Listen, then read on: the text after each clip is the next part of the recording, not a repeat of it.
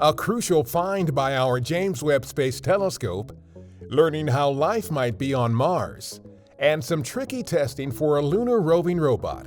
A few of the stories to tell you about this week at NASA. An international team of scientists has used our James Webb Space Telescope to detect a new carbon compound in space for the first time.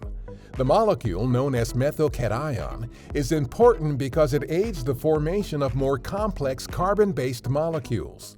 Carbon compounds form the foundations of all known life and could help scientists understand how life developed on Earth and how it could potentially develop elsewhere in the universe. On June 25th, the first Crew Health and Performance Exploration Analog, or CHAPEA, simulated Mars surface mission got underway at our Johnson Space Center.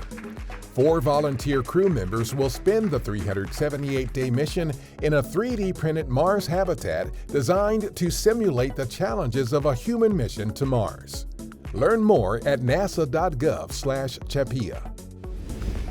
A prototype of our Viper moon rover successfully completed more rigorous testing at our Ames Research Center to evaluate the rover's ability to egress or drive down a ramp from the Astrobotic Griffin lander onto the lunar surface. This hours-long operation is one of the most critical and trickiest parts of Viper's 100-day mission and could become even more challenging on uneven or super steep terrain. Viper is being built to search the moon's south pole for water ice that could possibly sustain human exploration on future Artemis missions to the lunar surface. On June 29th, a SpaceX Dragon cargo resupply spacecraft undocked from the International Space Station and headed back to Earth.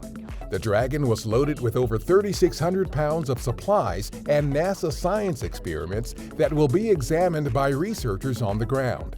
This was SpaceX's 28th commercial resupply services mission to the space station for NASA. That's what's up this week at NASA. For more on these and other stories, follow us on the web at nasa.gov/twan.